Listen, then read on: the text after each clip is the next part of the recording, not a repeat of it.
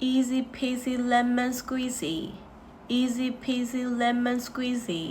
ဒီစကားလေးကိုကြားဘူးကြလား Okay ဒီနေ့မှာတော့ teacher Yuri က idiom စကားလေးတွေကိုသင်ကြားပေးမှာဖြစ်ပါတယ် idiom ဆိုတာစကားလုံးတစ်လုံးချင်းဒီတိုင်းကိုတိုက်ရိုက်ဘာသာပြန်တဲ့ခါကျရင်မမှန်ပါဘူးစကားစုလိုက်ပေါ့နော်ဘာသာပြန်မှသာမှန်ပါတယ်မြန်မာလိုပြောရင်တော့စကားပုံပေါ့နော် native speaker တွေကသူတို့ရဲ့နေ့စဉ်ဘဝမှာ idioms တွေကိုသုံးလို့ရှိကြတယ်အဲ့ဒါကြောင့်မလို့ idioms တွေကိုသိထားရင်ကိုယ့်အတွက်ပိုကောင်းတာပေါ့နော် Okay ဒါလေးပြောကြည့်ကြမယ် easy peasy lemon squeezy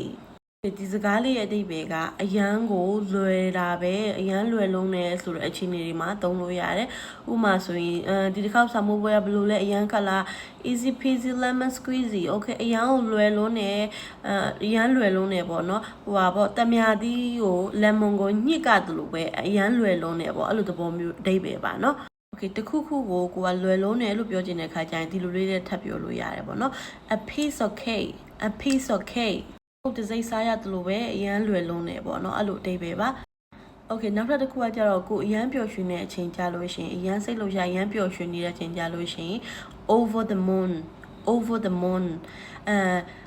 the moon ဆိုတဲ့အဓိပ္ပာယ်ကသူ့ရဲ့အဓိပ္ပာယ်ကကြတော့ပေါ့နော်လာကိုတော့ကြော်သွားတယ်ပေါ့အဲ့လိုအဓိပ္ပာယ်မျိုးဖြစ်ပါတယ်အမှန်တော့အရန်ကြီးကိုကပျော်ရွှင်နေတဲ့ခါကြလို့ရှိရင်သုံးတာပါဥပမာပေါ့နော်ငါဒီနေ့ကောင်မလေးစီအဖြေရတယ်ဆို I'm over the moon ငါအရန်ကိုပျော်နေတာလုံးဝကိုပျော်ရွှင်နေတာပေါ့အဲ့လိုမျိုးအနေနဲ့သုံးလို့ရပါတယ်